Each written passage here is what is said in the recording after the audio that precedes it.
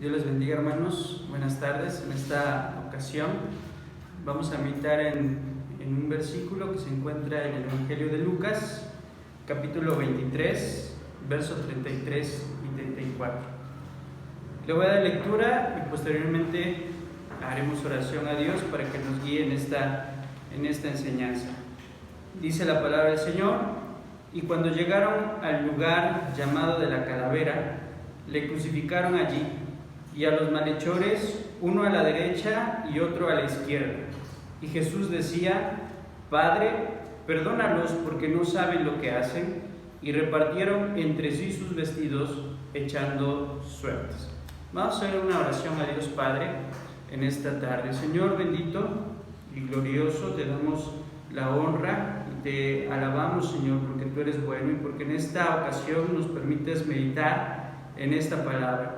Solo te rogamos y te pedimos que tú toques nuestro corazón, toques nuestra mente y nos hagas entender tu voluntad, Señor, y que esta palabra toque el corazón de cada uno de nuestros hermanos que nos van a escuchar, que nos van a ver a distancia, Padre eterno, pero sabemos que tú nos unes en un solo cuerpo, que es tu iglesia. Háblanos, que sea tu voz la que sea escuchada a través de estos medios, y que sea tu voluntad y tu palabra, Señor, y no mis pensamientos. Te lo pido en el nombre precioso de tu Hijo amado Jesucristo.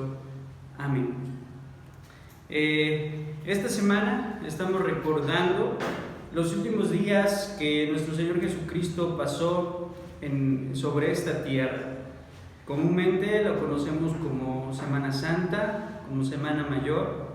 Generalmente es un tiempo en el que nos congregamos en la iglesia, aunque lamentablemente por las circunstancias, en esta ocasión lo haremos de esta manera, a través de estos medios digitales. Pero es un momento sumamente importante y crucial para toda la comunidad cristiana. Y también es cierto que siempre las últimas palabras de una persona, las últimas palabras que pronuncia en el lecho de muerte, son importantes, en muchas ocasiones son trascendentales, se recuerdan de una manera muy especial, ya que fue el último pensamiento antes de partir de esta tierra. Y pues para nuestro Señor Jesucristo no es la excepción. Siempre que conmemoramos estas fechas recordamos de una manera especial aquellas últimas frases que Jesucristo pronunció antes de entregar su espíritu, antes de entregar su vida en redención por todos nosotros. Estas palabras, estas expresiones que comúnmente conocemos como las 7 palabras, son de suma importancia para toda la comunidad cristiana y evangélica de nuestros días. El mensaje que podemos encontrar en ellas son de impacto y de trascendencia para cada uno de nosotros. Y es lo que vamos a tratar el día de hoy, es lo que vamos a conmemorar, estas 7 frases que pronunció Jesucristo en medio de su agonía, en medio de su sufrimiento, en medio de su calvario, en medio de su pasión. Estas 7 frases que cronológicamente no podemos saber el orden, no conocemos el orden exacto en el que nuestro Señor Jesucristo las pronunció, pero seguiremos el orden de la tradición. Como tradicionalmente se nos ha enseñado y se nos ha instruido, y como toda la comunidad en todos los tiempos cristianos ha estado de acuerdo en esta tradición, en este orden en las que los vamos a considerar. Y para ello vamos a ver la primera frase, la cual encontramos precisamente en los versículos que leíamos en un inicio. Dice que nuestro Señor Jesucristo, en el verso 33 del capítulo 23 de Lucas, fue crucificado en un monte llamado la Calavera o el Gólgota, que esto significa, el Gólgota significa la calavera. Y Jesús decía: Padre, perdónalos porque no saben lo que hacen. Esta es la primera frase: Padre, perdónalos. Es una frase que se le conoce comúnmente como la palabra del perdón. Y es que Jesucristo, desde una noche anterior, había pasado toda la noche en vela, había pasado orando en el monte del Getsemaní, había sentido la agonía del sacrificio que iba a realizar. al otro día. Había pasado toda la madrugada orando, y cuando estaba en ese momento, en esa madrugada, llegan y lo apresan. Llegan, es entregado, es traicionado por Judas, es abandonado por sus discípulos, es apresado por las autoridades judías.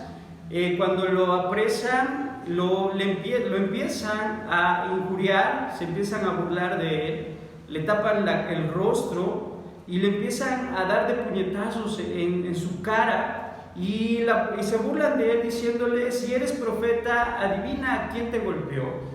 Después de eso empiezan a escupirle el rostro, empiezan a escupirle las vestiduras, y lo llevan como un criminal ante las autoridades judías, ante el sumo sacerdote, ante aquellas personas que conformaban el Sanedrín, y falsos testigos empiezan a injuriarlo, empiezan a hablar blasfemias en contra de Dios y en contra de nuestro Señor Jesucristo. Posteriormente es llevado ante Pilatos, quien lo manda a azotar, lo manda a golpear por parte de las autoridades, en este caso romanas, los soldados romanos. Y no conforme con esto, estas personas, estos soldados, después de propinarle aquellos latigazos, de lacerar su cuerpo, hacen de un árbol con espinas una corona y se la ponen sobre su cabeza, y con una caña, con un palo, empiezan a golpear su cabeza, y para que esas espinas penetren aún más profundamente sobre sus sienes, sobre su cabeza. Imaginemos el martirio que en ese momento empezaba a sentir nuestro Señor Jesucristo, y después es llevado ante Pilatos y es solicitado que se crucifique como uno de los peores criminales de su época. Es traicionado por su nación y prefieren a un hombre sedicioso y homicida antes que a él, y a él empiezan a gritarle: crucifíquenlo, crucifíquenlo. Pilatos lo entrega a las autoridades judías, se lava las manos, y los soldados romanos, generalmente 4, obligan a Jesús que cargue su cruz y que lleve esa cruz desde donde fue enjuiciado hasta el monte de la Calavera. Llegando ahí, la crucifixión, comentan muchos que era la peor muerte en aquellos tiempos, en aquella época. El dolor tan intenso que provocaba en el cuerpo del preso no producía la muerte. Y esto era lo más terrible, que el hombre crucificado no moría precisamente por la crucifixión, sino moría por el hambre, moría por la sed, moría por el frío, moría por el calor, o por todos estos factores juntos. Era lo que realmente lo llevaba a la muerte. En realidad era una muerte muy lenta.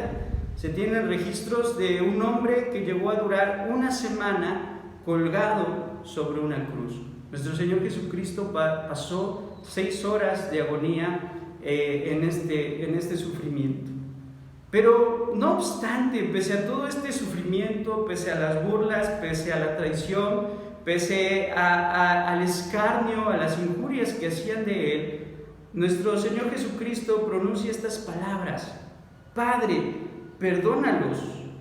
Y vemos que esta es una palabra de ruego por sus enemigos. Los tormentos y la injusticia no pueden retraer el amor que hay en Jesucristo. Es una palabra de perdón. Y vemos que Jesucristo era un hombre que cuando hablaba con autoridad, porque siempre vivió lo que predicó. Siempre sus enseñanzas las llevó a la práctica. No como muchos predicadores de hoy en día, o muchos que predicamos que no hacemos lo que predicamos, o muchos cristianos que no hacemos lo que profesamos.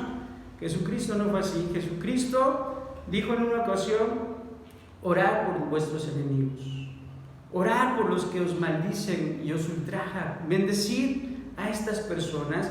Y en medio de ese sufrimiento, en medio de ese dolor, en medio de toda esa agonía y suplicio, Jesucristo dice: Padre, perdónanos. Está rogando por ellos, y en ese momento se constituye ahora en un abogado y sacerdote.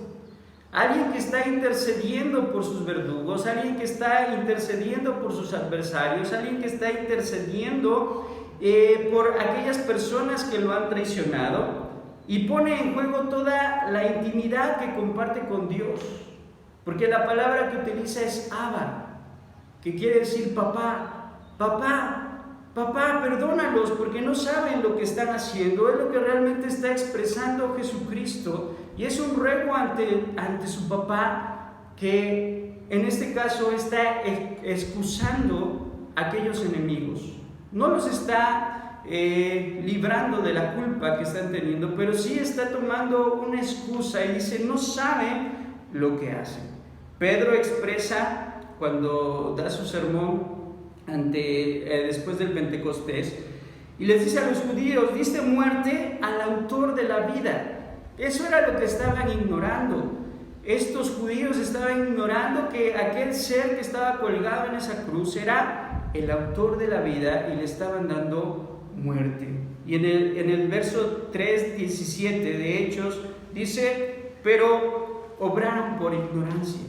Ignoraban estas personas que estaban cumpliendo sin saberlo todas las profecías del Antiguo Testamento. Y por eso Jesús dice, Padre, perdónalos porque no saben lo que hacen. Y aquí vemos a un sumo sacerdote intercediendo por el hombre ante Dios, que es su Padre. La palabra del perdón. Jesucristo nos enseña a llevar a cabo siempre lo que predicamos. Predicamos amor. Debemos amar a nuestro prójimo, pero también amar a nuestros enemigos y pedir por ellos.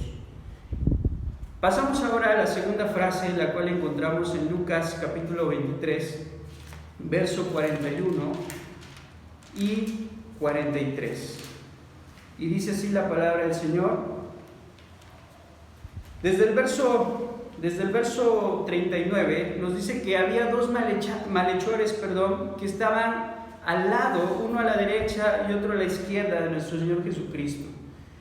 Mateo y Marcos nos menciona que ambos le injuriaban, pero en el verso 39 dice que uno de ellos dos empezó a decirle, si tú eres Cristo, sálvate a ti mismo y sálvanos también a nosotros. Pero uno, respondiendo el otro, le dijo, ¿ni aun tú temes a Dios estando en la misma condenación? Nosotros a la verdad justamente padecemos por lo que recibimos lo que merecían nuestros hechos, mas ningún mal hizo. Y dijo a Jesús, acuérdate de mí cuando vengas en tu reino. Entonces Jesús le dijo, de cierto te digo, que hoy estarás conmigo en el paraíso. Encontramos aquí una palabra de esperanza. Dos ladrones que estaban al lado, los dos tenían la misma oportunidad, mas sin en cambio, uno se arrepiente y el otro no. Y esto nos recuerda en las palabras de nuestro Señor Jesucristo cuando dice, dos estarán en el campo, uno será tomado y el otro será dejado. Dos estarán en el molino, una será tomada y la otra será dejada. Y aquí estos dos ladrones tenían la misma oportunidad, estaban bajo las mismas situaciones, las mismas circunstancias, mas uno se arrepiente y el otro no. Y vemos aquí este arrepentimiento. Este hombre, seguramente al escuchar a Jesús, al escuchar cómo ora por aquellos que lo están maltratando, al escuchar cómo los perdona, al ver el amor de Cristo, aún en medio de su sufrimiento, se arrepiente y entiende que lo que está padeciendo, lo que está sufriendo es consecuencia de sus actos, y por eso le dice al otro, nosotros estamos padeciendo lo que merecemos, pero ve en Jesucristo algo diferente, ve en Cristo a un hombre justo, y dice, ciertamente ningún mal hizo nuestro Señor Jesucristo, porque lo único que hizo fue sanar a leprosos, lo único que hizo fue resucitar a los muertos, darle vista a los ciegos, hacer que los mudos hablasen, hacer que los paralíticos caminaran, y eso era lo único que nuestro Señor Jesucristo vino a hacer en este mundo, a dar paz, a dar consuelo, a dar aliento, a dar palabras de vida eterna, mas sin en cambio lo llevaron a la muerte. Y vemos que hace una petición al maestro, y este hombre no pide cosas materiales. Este hombre no pide algo para él, algo que pueda beneficiarlo en un futuro. Simplemente hace una sencilla y humilde petición y le dice a Jesús: acuérdate de mí cuando vengas en tu reino. Y reconoce a Jesús como un rey, porque recordemos que había un letrero en la parte superior de la cruz de Cristo en el cual decía: este es Jesús Nazareno, el rey de los judíos. Y reconoce a Jesucristo como un rey, pero reconoce que su reino no es de este mundo, y que su reino no era en esa época ni en ese tiempo, sino que sería posterior la manifestación de ese reino. Y dice: acuérdate de mí cuando vengas en poder, cuando vengas en gloria, cuando vengas como el rey que eres. Solamente pidió eso: acuérdate, cuando vengas en toda tu gloria, acuérdate que a tu lado hubo un malhechor que murió y creyó en ti. Pero vemos que nuestro Señor Jesucristo le promete algo más, y esta es una palabra de esperanza, y le dice: de cierto te digo que no vas a tener que esperar a que yo venga en mi reino, no vas a tener que esperar todo ese tiempo para que yo haga memoria de ti, sino de cierto te digo que hoy vas a estar conmigo en el paraíso. Y es algo que Dios nos promete, que después de esta vida en Jesucristo vamos a tener una vida nueva, una vida eterna. Jesucristo promete a cada uno de nosotros la vida eterna y promete un paraíso. Y ese paraíso consiste precisamente en estar en la presencia de Dios. Dice: estarás conmigo, vas a disfrutar de mi compañía cuando acabe este terrible día, cuando acabe este sufrimiento intenso, cuando ya haya pasado todo, cuando partamos de este mundo. Jesús le dice: vas a estar conmigo en el paraíso, vas a triunfar, vas a ganar, va a pasar todo esto. Y esta es una esperanza que tenemos hoy nosotros, que después de esta vida vamos a disfrutar de la presencia de Jesús en un paraíso. Es una promesa de esperanza, porque Jesús dijo: yo soy la resurrección y la vida, el que cree en mí, aunque esté muerto, vivirá. ¿Crees esto? Dice nuestro Señor Jesucristo: de cierto te digo que hoy estarás conmigo en el paraíso. Pasamos ahora a la tercera frase de nuestro Señor Jesucristo, la cual encontramos en Juan capítulo 19, verso 26 y versículo 27. Dice así la palabra del Señor: cuando vio Jesús a su madre y al discípulo a quien él amaba, que estaba presente, dijo a su madre: mujer, he ahí tu hijo. Después dijo al discípulo: he ahí tu madre. Y desde aquella hora el discípulo le recibió en su casa.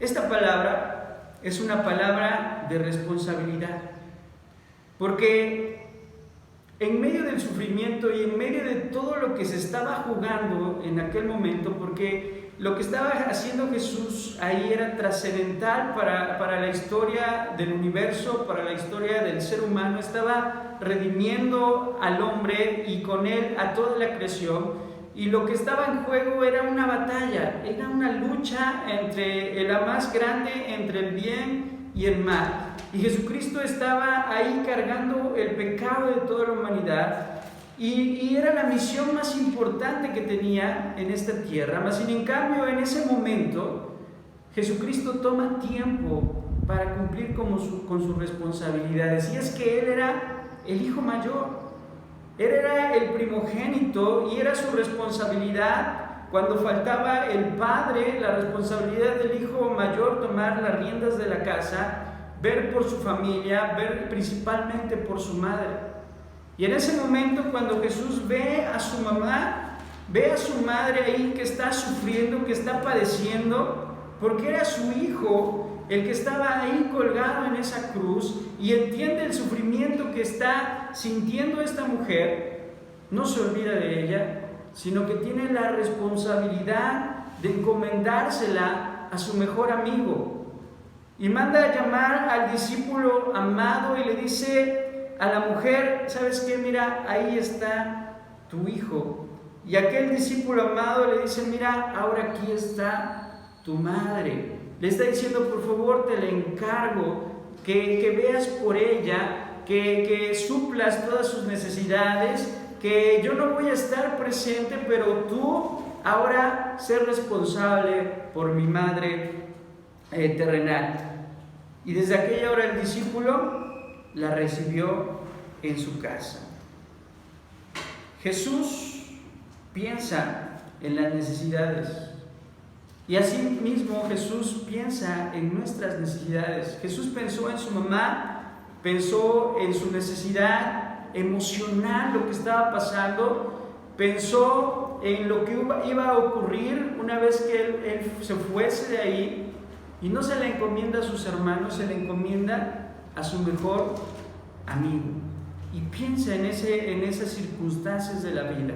Y es que Jesús no es ajeno a nuestras necesidades. Jesús piensa en lo que padecemos. Jesús piensa, ¿verdad?, en todo lo que pasa dentro de nuestra vida, y aún prevé las cosas por venir para nosotros que nos pudiesen perjudicar. Y es una palabra de consuelo también. Es una palabra en la que hoy Jesús, ¿verdad?, nos promete ver también por nuestras necesidades. Y Él es responsable, y por eso dice: echa pues toda vuestra ansiedad sobre mí, ¿sí? Echad pues toda la ansiedad en Dios, porque Él tiene cuidado de cada uno de nosotros. Él piensa en nosotros. Proseguimos y pasamos ahora a la frase número 4, la cual encontramos en Mateo capítulo 27, versículo 46. Mateo capítulo 27, verso 46. Es la única frase que registra el evangelista Mateo y también Marcos. Y dice así la palabra del Señor: cerca de la hora novena, Jesús clamó a gran voz diciendo: Elí, Elí, lama sabactani. Esto es: Dios mío, ¿por qué me has desamparado? Vemos que nuestro Señor Jesucristo dice aquí que cerca de la hora novena. Jesús inició la crucifixión a las 9 de la mañana, y la hora novena era aproximadamente las 3 de la tarde. Aproximadamente fueron 6 horas, de las 9 a las 3 de la tarde, que estuvo nuestro Señor Jesucristo.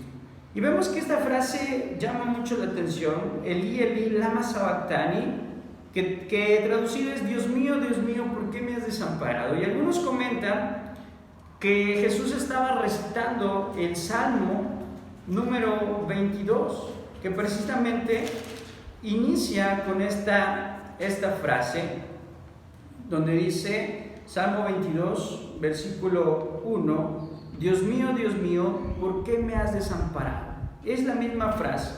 Y este salmo, vemos que eso es un salmo mesiánico. Algunos lo conocen como el salmo precisamente de la cruz.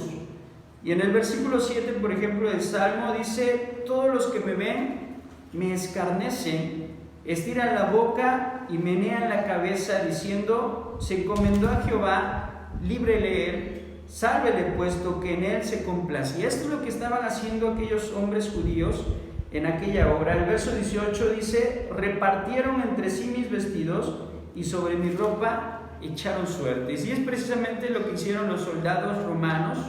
Repartieron sus vestidos, y en la túnica de nuestro Señor Jesucristo, que era de una sola pieza, echaron suertes para ver quién se quedaba con esa. Algunos comentaristas dicen que Jesucristo estaba recitando este salmo, aunque muy probablemente solamente era un cumplimiento de la palabra de Dios. No imagino a Jesús, ¿verdad?, en esa hora de suplicio recitando un poema.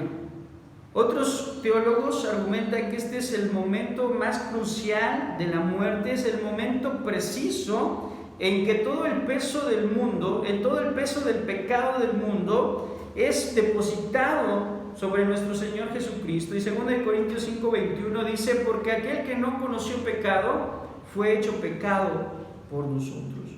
Y muchos argumentan que este es el preciso momento donde todo ese pecado es cargado, de tal manera que Dios mismo se aleja de Jesucristo su Hijo. Hay esa separación entre Dios Padre y Jesucristo hombre. Y en ese momento ahí está esta exclamación de Cristo diciendo: Dios mío, ¿por qué me has abandonado? ¿Por qué me desamparas? ¿Por qué te alejas de mí? Y es ese sufrimiento que provoca la separación, el tormento en Jesús, la separación de Dios, lo que provoca el tormento en nuestro Señor Jesucristo. Y una tercera postura es que bajo estas circunstancias Jesucristo se identifica con el pesar humano. Porque qué peor circunstancia, cuando estamos en circunstancias adversas, hay muchas ocasiones que son tan terribles las cosas que estamos padeciendo, que pensamos que Dios se ha alejado de nosotros, que Dios nos ha abandonado. ¿Y cuántos de nosotros no hemos exclamado esta frase: Dios mío, ¿por qué me has desamparado?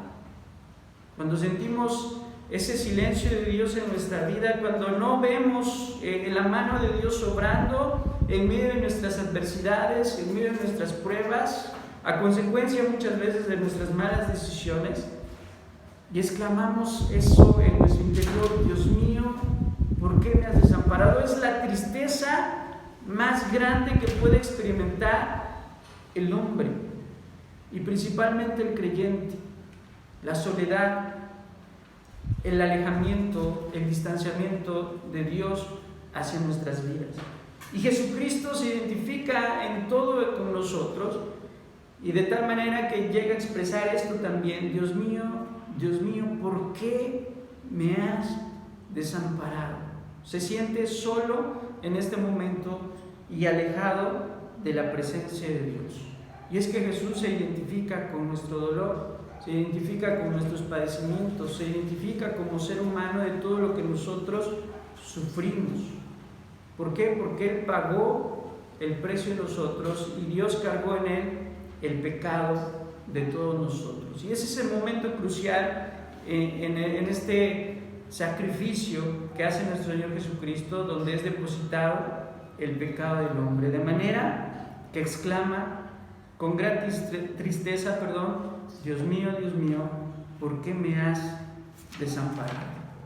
Y llegamos así a la frase número 5, la cual la vamos a encontrar ahí en Juan capítulo 19, verso 28. Después de esto, sabiendo Jesús que ya todo estaba consumado, dijo, para que se cumpliese la escritura: tengo sed. Y esta es la frase número 5, tengo sed. Y es una frase de necesidad. En ese momento de agonía se deja ver en claro que Jesús está padeciendo al 100% lo que está aconteciendo en su vida, y dice: tengo sed. Y el único evangelista que registra esta frase es Juan, quien escribe su evangelio 100 años después, aproximadamente, ¿sí? En el año 100 después de Cristo. 70 años después de estos acontecimientos, en el año 100 después de Cristo, y es probablemente el último evangelio que se escribe, y lo escribe en una época donde habían aparecido ciertas corrientes filosóficas como el gnosticismo, en el cual declaraban que Jesucristo no había venido en cuerpo. ¿Por qué? Porque los gnósticos decían que el cuerpo es malo y el espíritu es bueno, que por lo tanto, si Jesús hubiese venido en carne, hubiese sido un ser malo simplemente por el hecho de ser carne. Y ellos decían, no, Jesús era un espíritu que no caminaba, flotaba, por eso pudo caminar sobre el agua. Y ellos declaraban, cuando Jesús murió en la cruz del Calvario, no padeció, no sufrió, no le dolió, no sintió nada. Pero aquí esta frase nos expresa claramente que Jesús estaba pasando por los sufrimientos humanos, por los sufrimientos del cuerpo, por los tormentos más terribles. Y en esa agonía su paladar se pega a su boca porque estaba completamente seca. Y es la única solicitud que hace Cristo y dice, tengo sed. Nos deja ver claramente la angustia física, porque Jesús tenía que hacerse igual que nosotros, igual a nosotros, para poder entendernos y para poder suplirnos, sustituirnos en ese sacrificio, porque recordemos que la cruz también es la sustitución del hombre pecador por el hombre justo que es nuestro Señor Jesucristo. Y tenía que hacerse como nosotros, tenía que entender y comprender lo que es un ser humano. Y Jesucristo se hace carne. Y dice el evangelista Juan que el verbo que era con Dios, estaba con Dios y era Dios. Ese verbo se hizo carne y habitó entre nosotros y vimos su gloria, gloria como la del unigénito del Padre. Y este versículo es una muestra más de que Jesucristo padeció como hombre y en medio de su agonía siente las aflicciones y experimenta los sufrimientos físicos, porque una de las mayores necesidades del hombre es la sed. Y dice y expresa esta frase, tengo sed, una frase de necesidad. Y si continuamos leyendo, llegaremos a la sexta frase, a la sexta palabra. Dice el verso 29, y estaba allí una vasija llena de vinagre, entonces la empaparon en vinagre una esponja y poniéndola en un hisopo se la acercaron a la boca. Cuando Jesús hubo tomado el vinagre, dijo, consumado es, y habiendo inclinado la cabeza, entregó el espíritu. Y esta es la frase número 6, consumado es. Y es conocida como la palabra del triunfo, la palabra de la victoria. En griego, y tanto en griego como en arameo, es una sola frase. En griego es la frase tetelestai, que es una expresión de triunfo. No significa todo se acabó, sino más bien significa todo está completo. Y los demás evangelistas dicen que nuestro Señor Jesucristo exclamó a gran voz. ¿Qué quiere decir esto? Que gritó. ¿Qué es lo que gritó? Juan es el único que registra el grito de nuestro Señor Jesucristo. ¿Y qué es lo que grita? Grita esta frase, tetelestai, grita, completo está todo completo. Y lo hace a una gran voz. ¿Por qué? Porque es un grito de victoria, es un grito de triunfo. Jesucristo está reconociendo que ha terminado su misión, ha terminado el propósito por el cual había venido a esta tierra, que era redimir a la humanidad. Consumado es, quiere decir que todos los consejos del Padre, todo el plan de Dios se estaba cumpliendo en ese momento. Consumado eran sus sufrimientos de aquella hora. Consumado es que se cumplieron todos los tipos y todas las profecías del Antiguo Testamento, que la ley en ese momento era derogada y ahora estaba la sustancia y no solamente la sombra de las cosas que habían de venir, que se puso fin a la transgresión. Toda la transgresión y todo el pecado y todo el dominio de la muerte estaba llegando a su fin, que la obra de redención y salvación estaban completadas. Eso es lo que está diciendo nuestro Señor Jesucristo cuando expresa a gran voz, he completado. Todo está completo, todas las profecías, toda la obra redentora, todo el sacrificio, todo el sufrimiento ha valido la pena. El bien ha vencido sobre el mal. He triunfado. Es una exclamación de triunfo. Jesucristo estaba en ese momento exhibiendo públicamente a todo el poderío de Satanás y de sus huestes de maldad, y los exhibió públicamente, triunfando sobre ellos, sobre el madero. Lo que expresa el apóstol Pablo: consumado es. Nuestro Señor Jesucristo vino a redimirnos del pecado, y en esa cruz lo estaba haciendo. Y ese era el momento preciso donde estaba declarando Jesucristo su victoria. Porque muchos muestran la muerte o consideran la muerte como una derrota. Para nosotros la muerte de Jesucristo representa la victoria, representa el sacrificio redentor de nuestro Señor Jesucristo y el perdón para nuestros pecados. Y esa es la frase número 6, una palabra de triunfo, una palabra de victoria. Y ahora vamos a Lucas capítulo 23, y con esta frase terminamos. Es la frase número 7, Lucas capítulo 23, verso 45 y 46. Dice: cuando era como la hora sexta, hubo tinieblas sobre la tierra hasta la hora novena, y el sol se oscureció, y el velo del templo se rasgó por la mitad. Entonces Jesús clamó a gran voz y dijo: Padre, en tus manos encomiendo mi espíritu. Y habiendo dicho esto, expiró.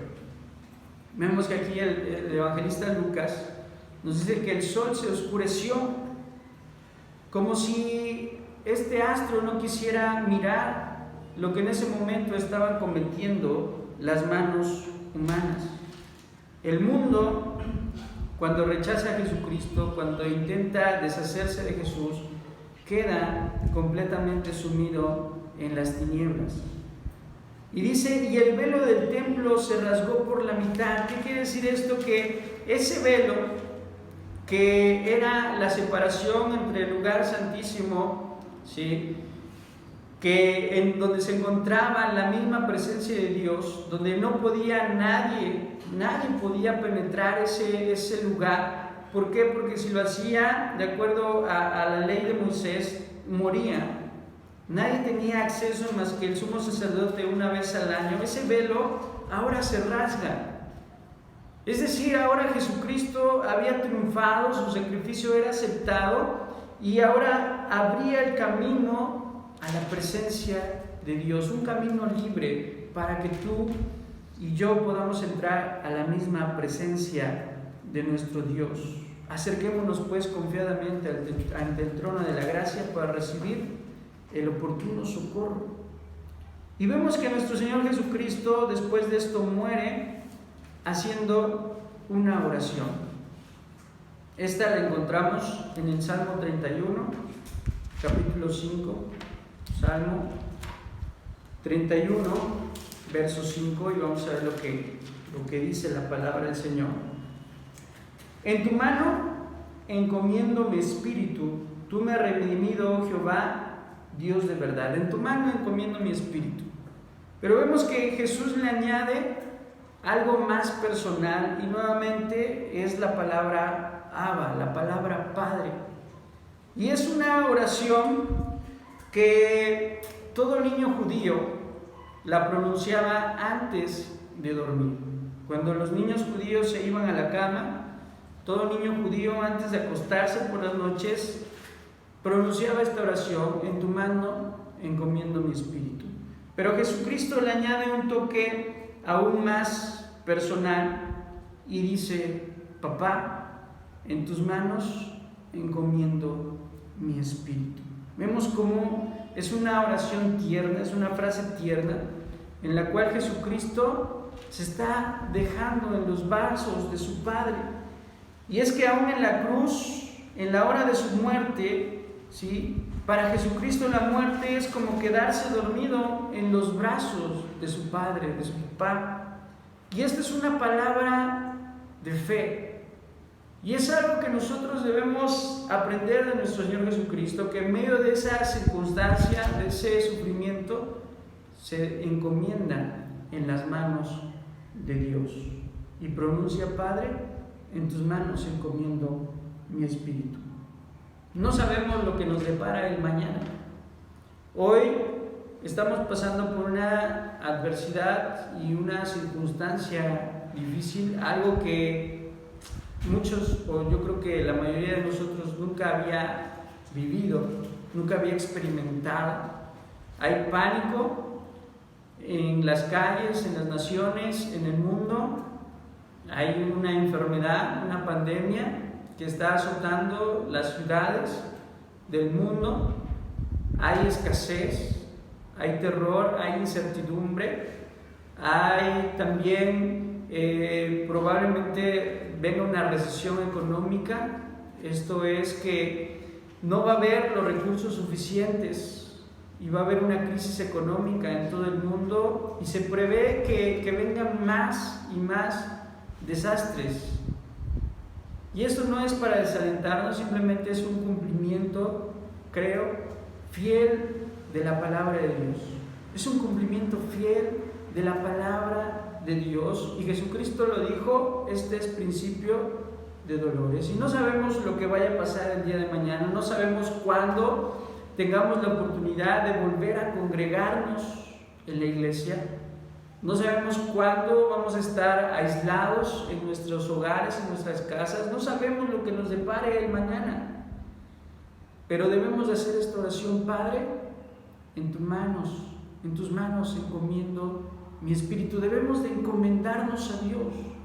Debemos de entregarnos a Dios, y que lo que venga en el futuro, lo que venga el día de mañana, debemos de tener fe de que Dios va a estar con nosotros, de que Dios nos va a ayudar. Y esto es lo que Jesús expresó en esa cruz del Calvario, y se encomendó a Jesucristo en esos momentos de agonía.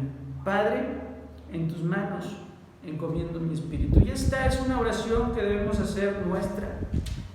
Así como aquellos pequeños judíos antes de acostarse oraban, así cada día nosotros debemos poner nuestra vida en las manos de nuestro Padre Celestial y decir: Papá, en tus manos encomiendo mi espíritu. Y así llegamos al final de esta reflexión. Vamos a hacer una oración para concluir, y con esto, ¿verdad?, terminamos el mensaje del día de hoy.